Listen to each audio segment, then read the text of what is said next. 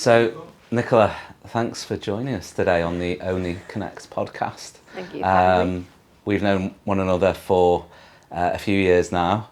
You were a natural guest to invite on through the great work, particularly that you do for the wonderful, or run as part of the Wonderful Wig Company that we'll come on to, and just really pleased to have you here in the office in Newcastle. For the audience, would you like to explain a little bit about the two businesses that you run, the salon and the Wonderful Wig Company? Yeah, so I have my original business is a hair and beauty business, like a kind of traditional hair and beauty business, if you like. That's in Sunderland, and that will have been running 25 years next year, which is good. And the second business is called the Wonderful Wig Company, and I set that up. That will be running for 8 years next year. Fantastic. Brilliant. I mean, congratulations on the 25th anniversary upcoming. Real achievement for anyone in business, really. Yeah. And the inspiration for the start of that journey was back when you were in your childhood, and your auntie used to run a salon, and that happiness and connection that you saw with the clients of that salon is what really inspired you to. Yeah, I always say I feel very lucky to have always kind of known my purpose, or always known what I wanted to do, and it came from having a younger auntie, my mum's youngest sister, who was a barber in a really busy modern salon in the middle of town, and we used to go sometimes to meet her from work. And I just remember seeing this woman who just laughed all day. She just seemed to just have a laugh for a living, and there was just always, it never felt stressful. It always just thought, and she was around people, and I like being around people. I am definitely a people person, and I just thought, wow, what a cool job. Fantastic. I mean, being in that type of environment where people enjoy being there and having such a positive experience, that's just a great environment to be in. Definitely. And for the benefit of the audience, what is the can you explain a little bit about, I suppose it's quite a basic question, but when you're a client of the salon, what's the type of experience that they would have in that sort of positive aspect of, they come in, they get their hair done, they might get extensions, they might get a beauty treatment. Mm-hmm.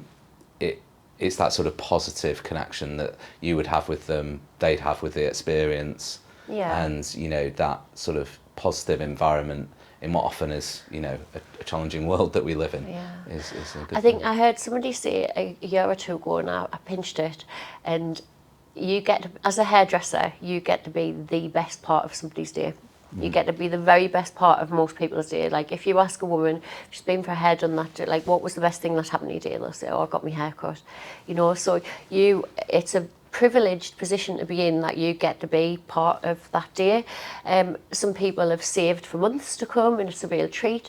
Some women have got 3 children and a big corporate career, and it's like they get 2 hours a month to themselves, and it's that 2 hours in your chair. Some people come to you at a really low point in their life because things are going wrong, and they come because they just need that self-care. And so it's such a positive job. I think there was once a poll done about the world's happiest people, and hairdressers are always in the top 3. Like, they love the jobs. You don't meet a hairdresser who doesn't love our job. It's like a really nice job to have. Uh-huh. Mm-hmm. And is that one of the drivers then, that it's sort of connecting with your clients and being part of that experience that they have? Yeah. I think that for me personally, my salon is in the suburbs. It's not in the centre of town, so we don't have footfall. We don't have like passing traffic or anything. We rely on word of mouth and our reputation. Over 95% of our clients return, and so the importance of the connection that you make it's vital. If we don't connect with that customer, like they're not coming back, they're not telling their friends about you. And I think we know that. So you wouldn't go to a hairdresser that you didn't connect with. You might get a great haircut, but if you listen, or if you didn't connect with that person, you're not going to sit with her every 2 weeks for 2 hours or whatever it is. So the connection element of hairdressing is the most important part. It's the most important part. Fantastic. I take from the length of time that we've known one another and getting to know you through that period, that to build on what you've just shared there, it's not just people within that positive experience that you're connecting with and proactively looking to seek that connection with. It's people actually who potentially are at a much lower point, and that's been one of the drivers for setting up the Wonderful Wig Company, where being able to support people that are undergoing sort of cancer treatment, which I can't think positively enough about the purposeful ethos of what you've set up and are running successfully there. But so it's not just when people come into the salon, you're sharing that positive experience, being part of that with them. It's actually supporting people when they're going through a very challenging experience as well. Yeah. Would you like to share a little bit about the Wonderful Wig Company? Yeah, so I guess it came about off the back of my cancer diagnosis when I was 36. So that'll be coming up for 10 years now. So I was just plodding along quite nicely with me life, and then was diagnosed with cancer and went through treatment. And I think what stood out for me, I talk about this epiphany moment sat in radiotherapy, but every single day as a hairdresser, I went to the hospital and I saw women with hair, without hair, in a good wig, in a bad wig, in a headscarf, without a headscarf. And I think all I noticed is hair. I can't take my eyes off people's hair, and I just saw how much impact that had. And getting to be a good part of somebody's day on a good day is great, but what about when I realised that I couldn't be there for them on their worst day, and I was quite shocked at myself that I hadn't thought of this before. But how can I do hair for a living and not be able to support somebody really well when they lose their hair? And I just kind of turned to my husband and said, I think this is the reason I got cancer. This is the reason I got cancer, because I think I can do something about this. There's got to be better. I kept seeing all these bad wigs and thinking there's got to be better wigs than that. Surely I can improve this. And so that was the reason I started it. And yeah, if you think, if I felt good doing somebody's hair on a normal day, the feeling that you get from giving them back their hair when they've lost it on the worst day or the worst year of their life, it's mind-blowing. It's mind-blowing what that can do for somebody. So yeah, from a selfish perspective, you feel amazing every day. It's such a positive job. I think people think that it's going to be a really sad experience or a negative experience, and it's quite the opposite. It is quite the opposite. People come in their nerves are through the roof, and you can get them from from a 1 to a 10 in 5 minutes. It's amazing. You've mentioned there the sort of personal positive experience that you have from that interaction and what it means from taking that individual who's undergoing the treatment within that given moment. But just to go a little bit deeper on that, the actual aspect of losing one's hair and the negative impact that has on that individual, alongside the illness and the subsequent treatment they're having, it's so significant. So by introducing the products that you've created and the tailored products from a wig perspective, there's 4 key elements, isn't there, around empowering that individual to feel, to recapture their identity, and do you want to explain a little bit about that? Because I suppose there's the feeling aspect of it, where makes the person undergoing the treatment feel better. You naturally feel good about helping that individual, but there's actually 4 key elements that, or in and around that number, that when the person loses their hair, it negatively impacts. So when you reintroduce the product, the wig that's tailored to them, and it looks great on them within the relevance of what they looked like previously, that actually helps them recapture their identity and arguably helps them navigate that journey around, you know, dealing with the fact they've got cancer. Yeah, I think we've proven this with research that we've done with the university and many, like thousands and thousands of women that we've seen now. The main things that people lose when they lose the hair, that they lose their sense of identity. Hair is very much how we identify with one another, how we look. They lose their feeling of femininity, their beauty, their attractiveness. Hair throughout time has been associated with beauty and femininity, and so people feel less beautiful or less feminine without the hair. And control, very much at a time when their life is completely out of control. Losing their hair is just another aspect. It's something that is being chosen for them. So when we can give them back hair that makes them feel like them, it's those things that you are replacing. It's got very little to do with the hair. It's those feelings of empowerment, those feelings of feeling like you again. It's not being identifiable as in Sainsbury's as somebody with cancer. You know, you take away somebody's hair and automatically they're very identifiable usually as somebody who's going through treatment. And so some women just want to go to Sainsbury's anonymously, or they want to come in the boardroom and be anonymous, and having hair that makes them feel great again gives them back that bit of power that the cancer often takes away from them. Amazing. And you mentioned the research that you delivered with the university. So it's ongoing. So we've been collecting data now for a couple of years about and collecting the data before somebody comes in and measuring it after, which is be really exciting when we get their final. But our initial findings show that it makes a huge difference to somebody's well-being and the psychological impact. I can't speak, you know, more positively really about what you've created there and continue to sort of build upon. Well, you know, often in these scenarios people don't get commended enough, so, you know, well done on that.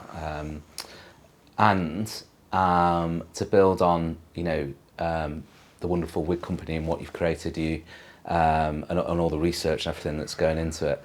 A couple of years ago now, 2023, you delivered a TEDx talk around the topic as well. That's right. Which went down very well.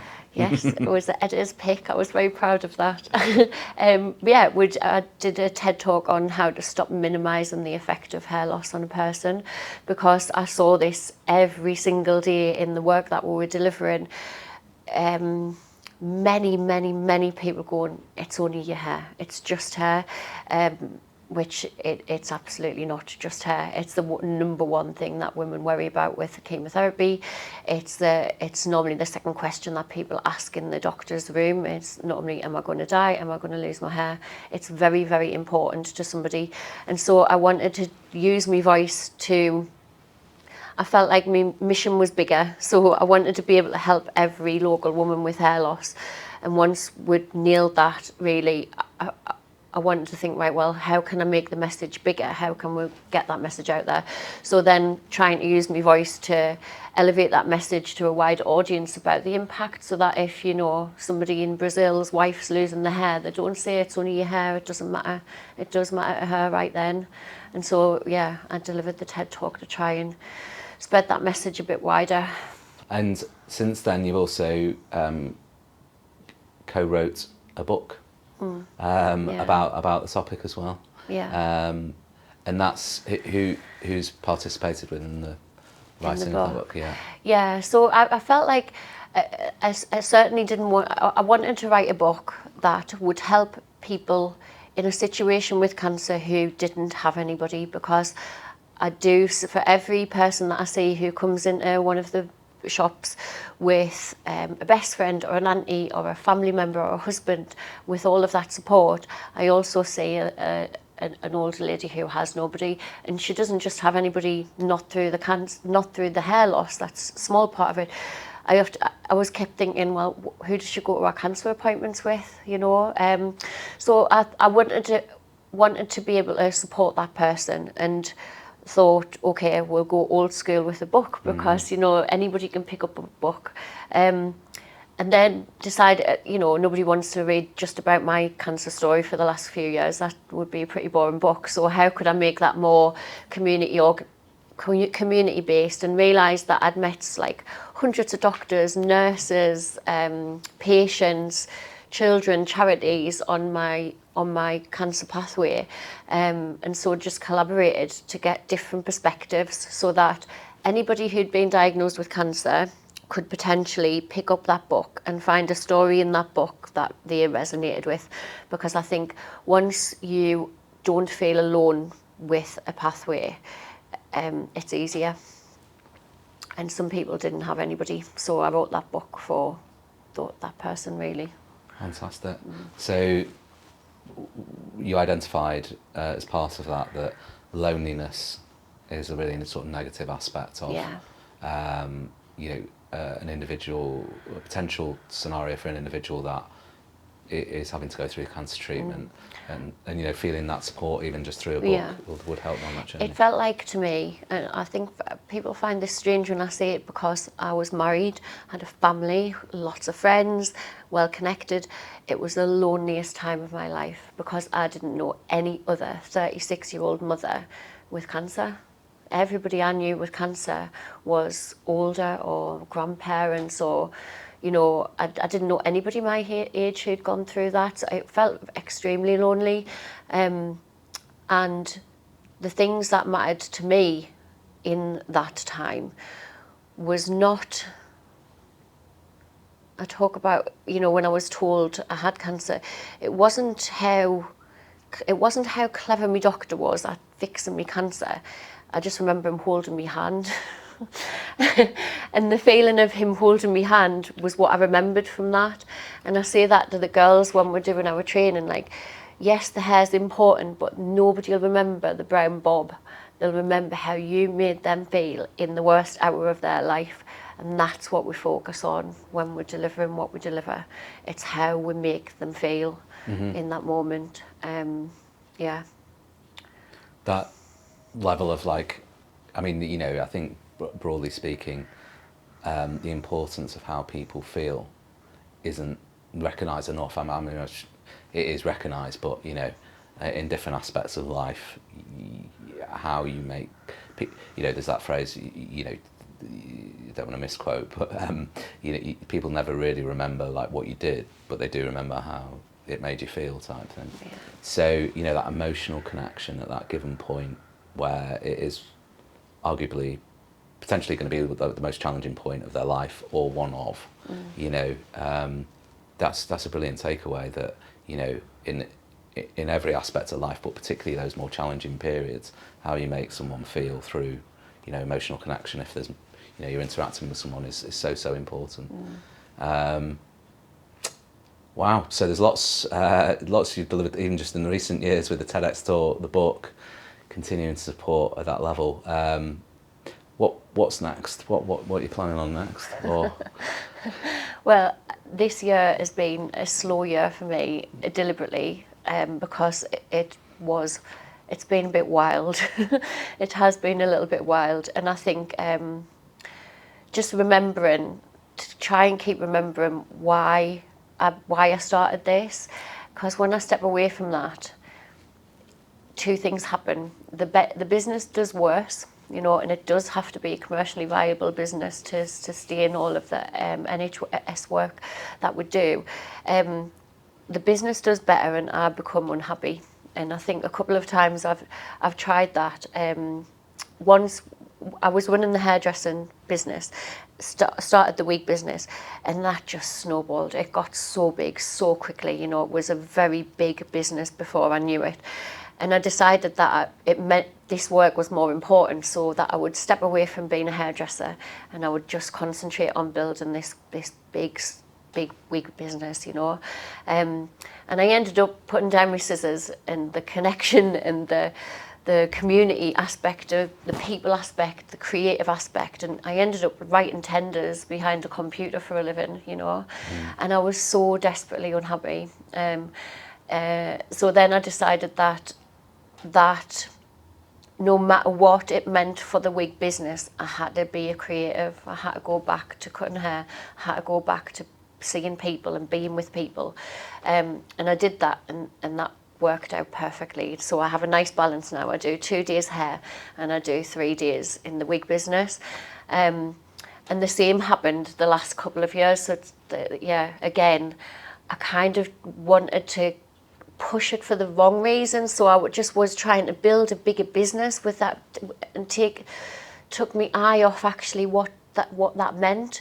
And again, just ended up unhappy. And also the business did worse because I can't be all over the country at once. You know, I was expanding across here, there and everywhere. And I can't do that and still maintain a happy core team. So this year, I decided to have a year of nothing new is written in blood on my office wall. Nothing new. I wasn't allowed to do anything new. And also my son was going through his GCSE year, and I just wanted to be a good mum. You know, I wanted to be home making his tea, making sure he remembered his books every morning, picking him up from school and stuff. So I've had quite a slow year this year, and that has been lovely. It's been lovely. So what's new? What's next? We actually haven't planned for next year yet, because I'm still on this promise. So I'm just quite enjoying this year, yeah. And we'll see. Really interesting to understand almost like a full circle moment where thinking back to the inspiration you originally had when you were a child and taking that forward around, you know, the happiness of the clients in the salon or the barbers, and you know, wanting to bring that happiness to people and be part of that, and connection being such an integral role for you, or part of that role, right through to having your own salon and embracing that connection and enjoying it, and then learning almost firsthand that when that was removed, even though you potentially didn't realise at the time, because it was a very positive reason why you're focusing more time on Wonderful Wig Company, but that loss of connection, that made you unhappy essentially, and it's often through these moments we learn about ourselves. Yeah, that cascades into your team. It really does. If I'm not happy, it cascades into my team, it cascades into my home life, etc. I think I have learned, I think through illness as well, to be more, I'm much more self-aware about my own happiness. And I do put myself first most days. So, you know, like I'm quite health and fitness orientated because of what's happened, and so I do me every morning. The first 2 hours are for me, and then the rest of the day is for everybody else. But I think that kind of those rules with myself, actually everybody gets a better version of me. Yeah, fantastic. Good.